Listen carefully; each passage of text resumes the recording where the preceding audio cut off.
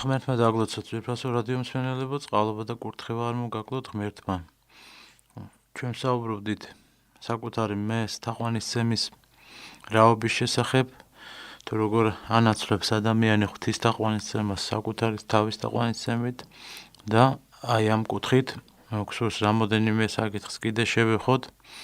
პირველი ეს ეხება თვითნებობის ვნებას, რომელსაც წმინდა მამები მიიჩნევენ ცოდვის დედად, იმიტომ რომ სწორედ ადამიანი, რომელიც არ ემორჩილება დედა ეკლესიის სწავლებას, წმინდა მამების ჩევადარიგებას და თვითნებურად განმარტავს წმინდა წერილს და თვითნებურად ცხოვრობს საერთოდ მით უფრო სულიერი ცხოვრებით, ეს რა თქმა უნდა იწვევს დამახინჯებას, დეგრადირებას და ადამიანის სრულ წარწმენდას.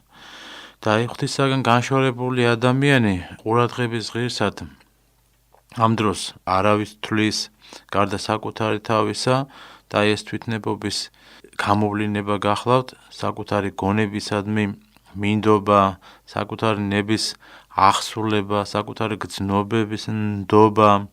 ერთი სიტყვით ეს არის მორიგი მეს თაყვანისცემა, რომელზეც დავიწყე ჩვენ საუბარი.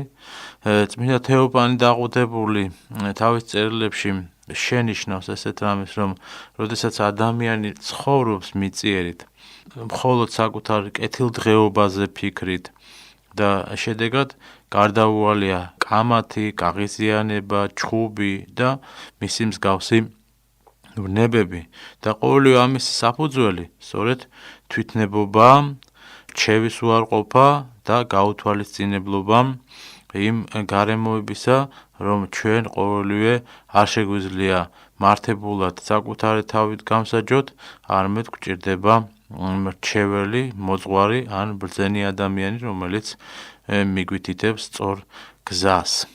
ასევე წმინდა მამები შენიშნავენ, რომ ადამიანს ახასიათებს საკუთარ თავზე დიდი წარმოდგენა და აქედან ჩნდება ის სურვილი, რომ ყველაფერი იყოს მისებურად, ანუ ადამიანი ამბობს, რომ ყველაფერი იყოს ისე როგორც მე მინდა, თუ მყისიერად არ უსრულდება მას სურვილი და ესეთი ადამიანი ხშირად ღმერთზეც და ადამიანზეც ბრაზდება და შემდეგ რწმუნდება და ასე ვთქვათ ჭყალებში, რომ ყველაფერი ჩვენით გავაკეთო და მოვიწყოთ და როდესაც ჩვენი საქმე არ იწყება, ესე იგი ლოცვა კურთხევით, არ იწყება ეკლესიის მცნებები და ღმერთი განყენებული გვყავს ჩვენ საქმიანობიდან და საერთოდ ცხოვრებიდან, ესე იგი აქ დასკვნა კეთდება, რომ ჩვენ ვართ თვითნება ხალხი. იბადება ესეთი შეკითხვა, რომ რა მოუხერხოთ, ესე იგი აი ამ საკუთარ მეს.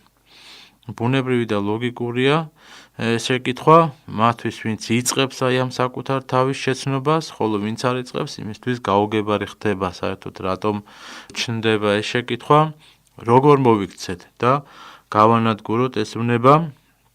ადამიანს ცხოვრება სწორედ საიმისოდ მიეცა, რომ განაგრძოს, ესე იგი არ დაუჯეროს საკუთარ მეს და მისი საპირისპირო ღვთის ნება შეასრულოს.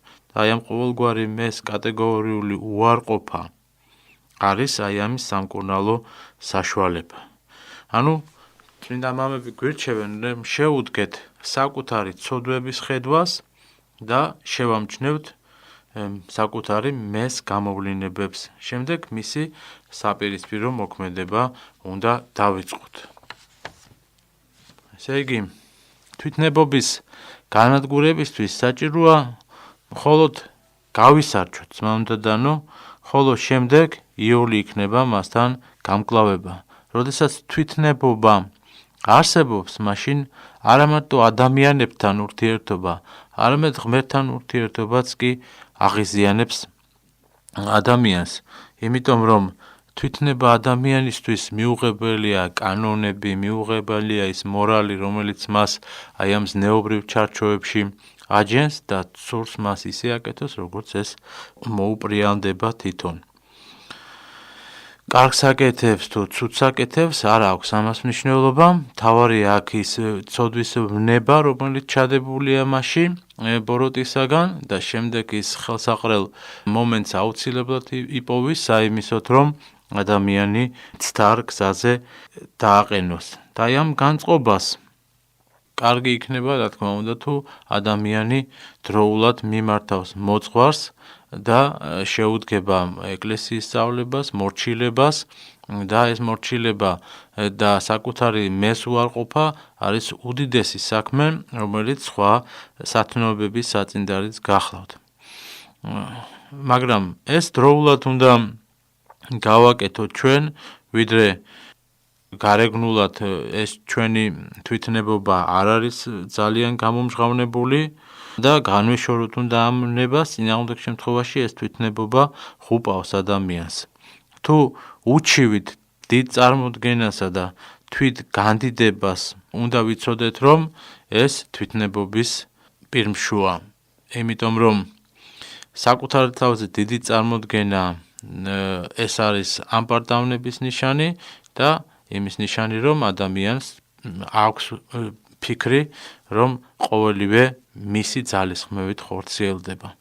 საკუთარი სურვილების დაძლევა, როცა იცი, რომ ამით ღვთის ნებას აღასრულებ, ღვთისთვის საამო საქმეა და რისთვისაც ღმერთი მოგვაგებს ჩვენ შინაგანად სიმშვიდეს და გარკვეულ ნუგეშსაც კი. ხოლო როდესაც თვითნებობას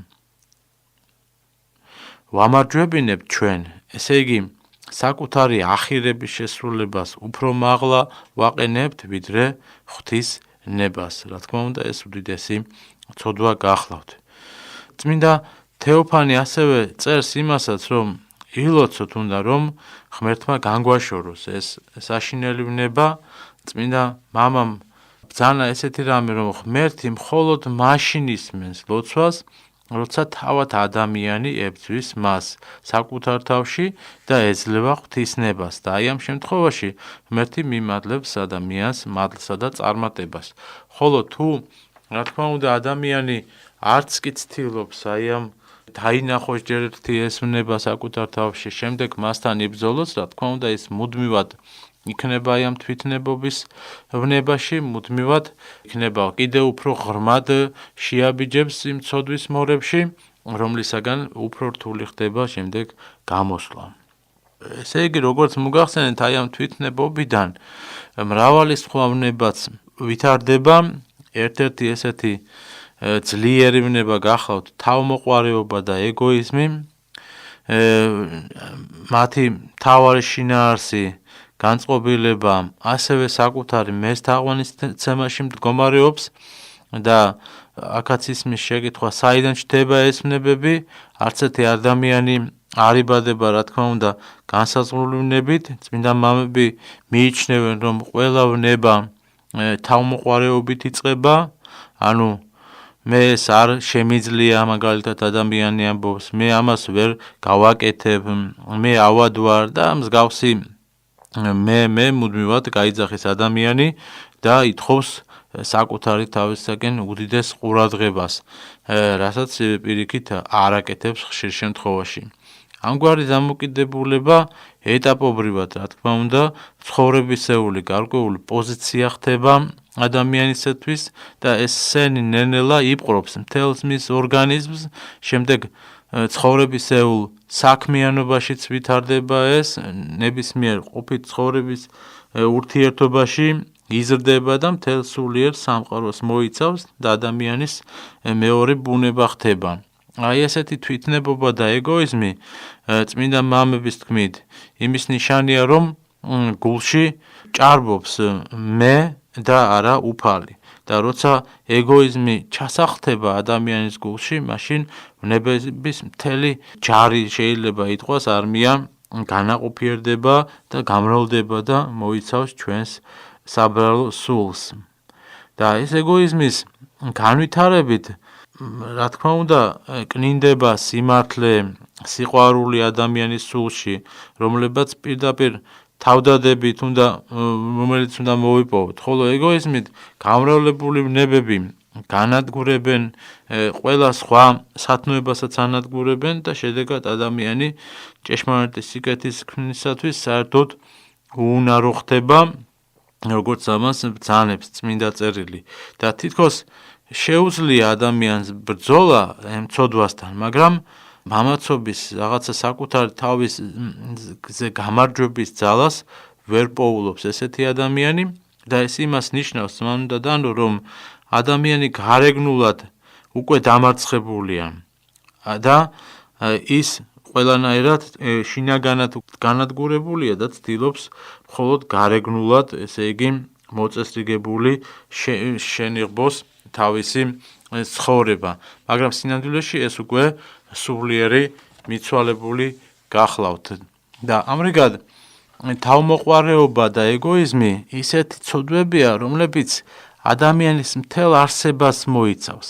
ხოლო თუ ადამიანი მთლიანად აი ამ ცოდვითაა მოცული, რა თქმა უნდა, როგორ დაამკვიდრებს, მაშინ დაიმკვიდრებს, ხო, სული წმინდის მადლი და თავმოყვარეობა ნიშანია ძმაუნდადანო სწორედ იმისა, რომ ჩვენი გადაწყვეტილება, რომ შეუდგე უფალს, არ არის მკაფიოდ ჩამოყალიბებული და ცოდვასთან ბრძოლა სწორედ ითხოვს აი ამ შემდეგ შემართებას, რომ მთლიანად დაუდგუნოთ ჩვენ ეგოიზმი და თვითნებობა საკუთარ თავში, როდესაც არ ვაძლევთ თავს თავნებობის უფლებას, ამით მალე დავძლევთ, რა თქმა უნდა, ეგოიზმს და პირიქით ვერაფერს გავხდებით მასთან, თუ კი თავისუფლებას ვაძლევთ ნებელობას და აქედან ესეთი დასკვნა კეთდება, რომ სადაც ეძებენ თავისი ყოველი ნება-სურვილის შესრულებას, იქ ფართოვდება ეგოიზმი და ქრება სიყვარული. ანუ ეს იქნება ყალბის სიყვარული საკუთარი თავისა და არა ის სიყვარული, რომელსაც მოითხოვს უფალი ჩვენგან ცნებების დაცვის მეშვეობით. ასეთია აი ამ ამასოფლის სულის ძლიერი ზეგავლენა და შედეგად ბოროტება იზრდება, მრავლდება და ადამიანი ხდება განშორებული ღვთისაგან. ამგვარ მდგომარეობაში მყოფ ადამიანს უაღრესად უყვარს ძმაუნდადანო საკუთარი თავი. ეს არის სწორედ ის საკუთარი მესთაყვანისცემა, როცა ადამიანს გამუდმებით დასტრიალებს ესეთი ფიქრები, რომ საკუთარი თავი არის ყველაზე გამორჩეული სხვებისაგან და ის მუდმივად ითხოვს აი ამ ყურადღებას, ეძებს აი ამ ყურადღებას. წმინდა პაისი ათონელი შენიშნავს ესეთ რამეს, რომ ეგოიზმის გამოვლინება ადამიანში უზომო მწუხარების გამოვლინება. ერთი შეხედვით რა უნდა იყოს აქ ეგოისტური, ხო? მაგრამ ესეთი მაგალითიც მოყვავს, რომ ერთმა მონაზონმა უთხრა მას, რომ მე მდგუნავსო საკუთარი დაცემებით გამოწვეული მწუხარება და მოღვაწეობას თავს ვანებებ ხოლმეო და მამა პაისმა კი უპასუხა, რომ ეს ეგოიზმის ბრალი იყო და შენ თავის დახრა არ შეგიძლია და ამიტომ კანცი გიწყდებაო. აი ესეთია მისი შეხედულება და არ არსებობს ძმაუნდადანო სიმდაბლე, სინანული შემოსრულება, მაგრამ არსებობს ეგოიზმი ამ შემთხვევაში, რომელიც ხშირად მწუხარებაში ვლინდება და ასევე გარკვეული შიშიც მოაქვს მას.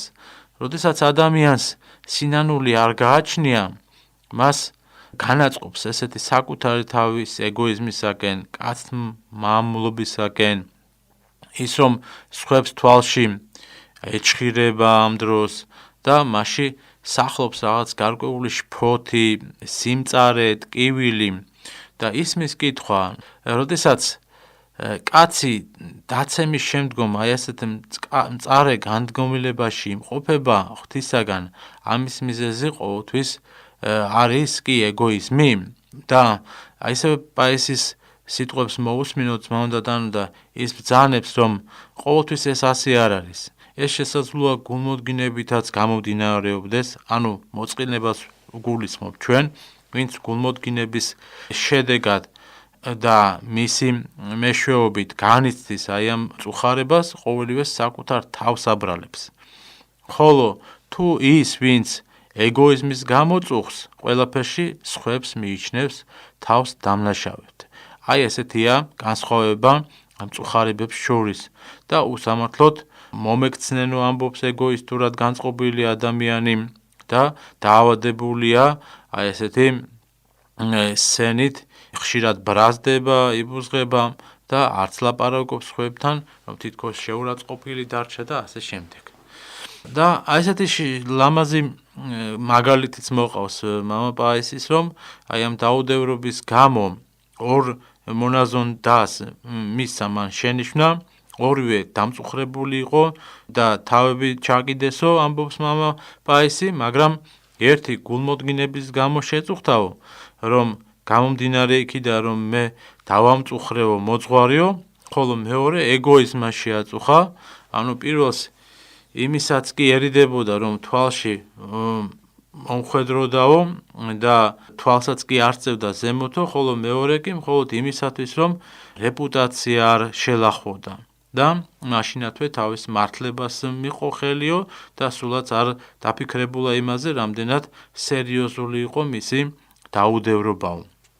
და მან ასე იფიქრა, აი ეგოისტურად განწყობილმა დამწუხრებულმა ადამიანმა, რომ მე სხვების თვალში გამიტეხეს სახელი და აღარ მენდობიანო და როგორ გავემართლო ჩემი თავი, ეს ჩემი დაუდევრობა, რომ რეპუტაცია კვლავ აღვიმაღლო და მას რომ შეცდომა ეღიარებინა ძმამ და დანო და თავი დამნაშავედ ეცნო, რა თქმა უნდა, დის ნუგეშსაც მიიღებდა, მაგრამ იგი თავის მართლებას შეეცადა და ამიტომ მისმა სულმა კიდევ უფრო მეტად დაკარგა სიმშვიდე და როდესაც თავს ვიმართლებთ, სწორედ ასეთი რამე გვემართება, რომ ადგილს ვეღარ პოულობთ და მოусვენრობა და რაღაც ეშმაკისეული ვნებები გვეუფლება ჩვენ.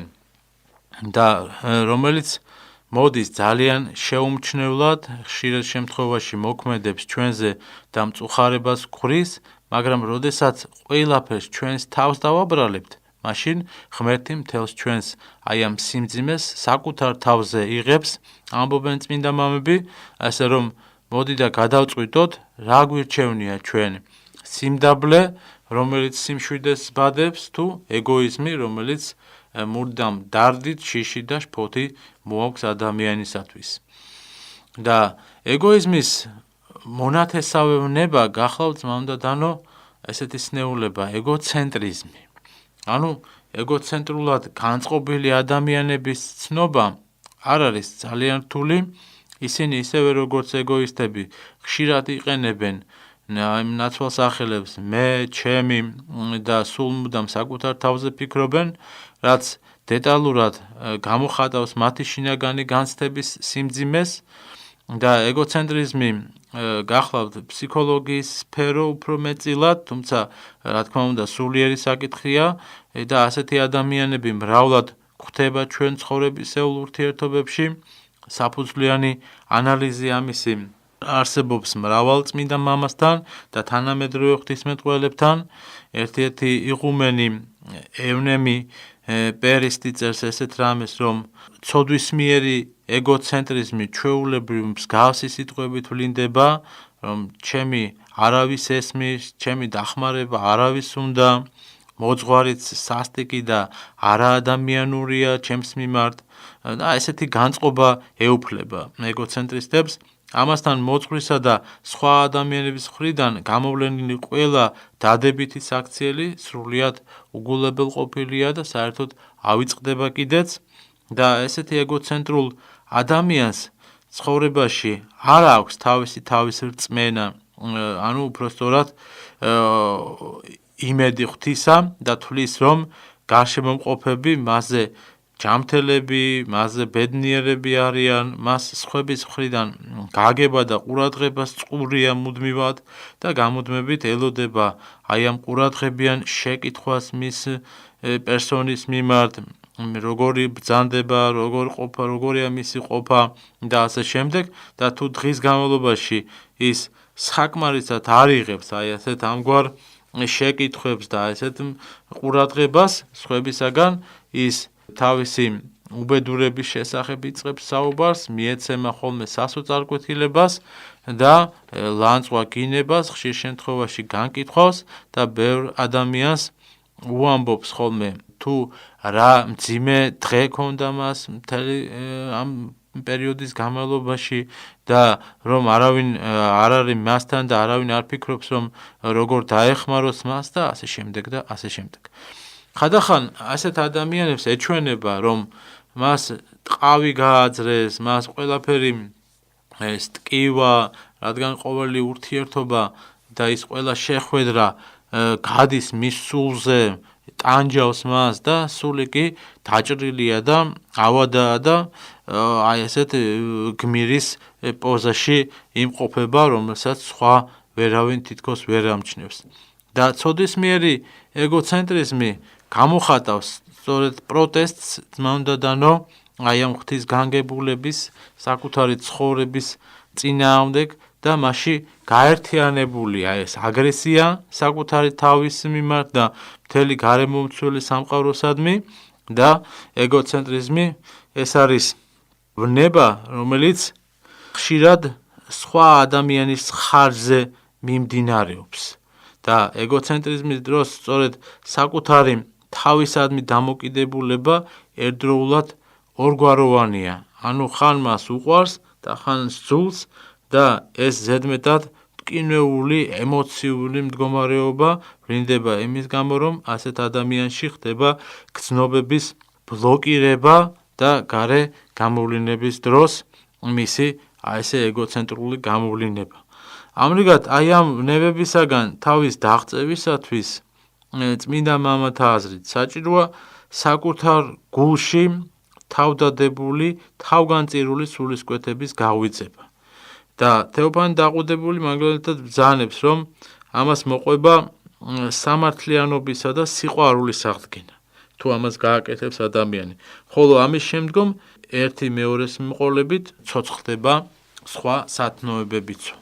ანუ პირველ ყოვლისა უნდა დავდგუნოთ ჩვენ თვითნებობა, რომლის შედეგადაც ადამიანი ყველაფერს აკეთებს საკუთარი სინდისისა და ღვთისნების საწინააღმდეგოდ და შემდეგ უკვე მოიპოვებს მადლს სულისაწმინდისა ძალებს საიმისოდ, რომ დადგუნოს სხვა მრავალი ვნებაც.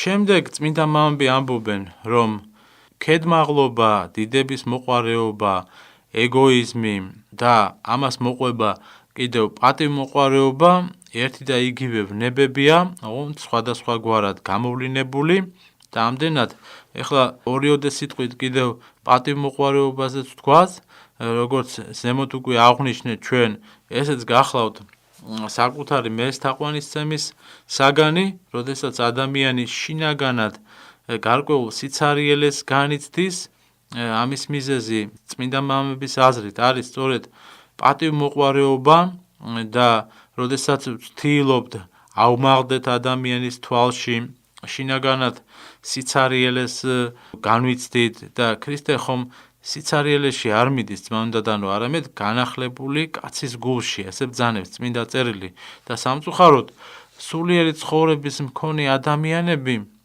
სათნოებათა მოხვეჭას ცდილობენ, მაგრამ ამავე დროს სურთ კონდეთ რაღაც ისეთი, რითაც მათი პატივმოყვარეობა ისაზრდოებს.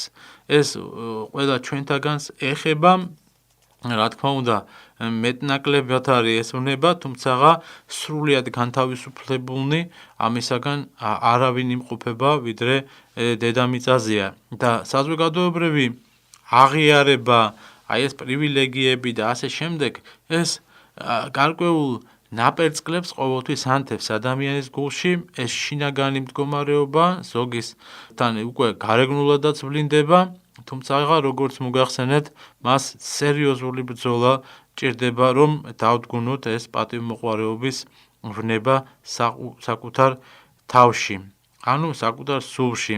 ეს სიცარიელე, რომელიც სწორედ აი ამ პატივმოყვარეობით ივსება, ჩვენ უნდა შევცვალოთ სათნოებებით. და რა არის ეს სათნოებები? რა თქმა უნდა, პირველ ყოვლისა თავმდაბლობა და მორჩილება და ეკლესიის სწავლების ცნებების შესრულება.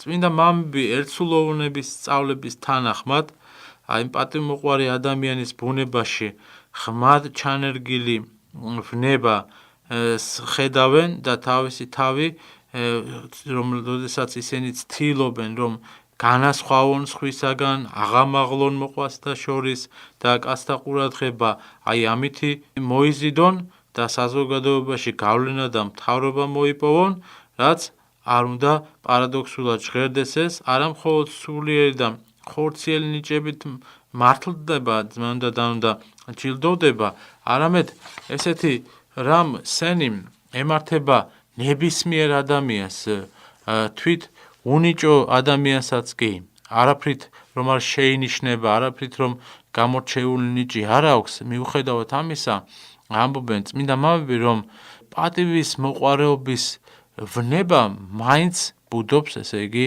ადამიანში. აი ესეთია მისი ძლიერი გამოვლინებები.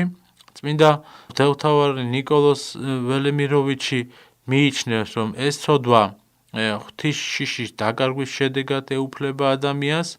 პატივმოყვარეობა არის სულის სენი, იგი მათ ეუფლება, ვინც დაკარგა უფლის შიში, ან არ მოიხვეჭა იგი, როდესაც ამის გაკეთება მას შეეძლო. სიცოცხლის წიგნში იგავებში ესე წერია, რომ სიბრძნის დასაბამი არის უფლის შიშიო და ბრძენთა ბრძენს სამყაროს შემოქმედზე საუბრის წყურვილი ჰკლავსო, ხოლო პატივმოყვარეს საკუთარ თავზე, ესე იგი, საუბარიო. იმავე მამის ნაშრომებში წერია ესეთი რამ, რომ რამდენადაც ჭკვიანად წარმოაჩენს საკუთარ თავს ადამიანი ადამიანების წინაშე, იმდენად უგუნური ხდება ის საკუთარი თავისა და ღვთის წინაშეც. რაც მეტად ამაყობს ადამიანი თავისი მოჩვენებითი ღირსებებით სხვების წინაშე, მით მეტად ჩანს ის სენი და უმწეობა და უამრავი ნაკლი ადამიანში.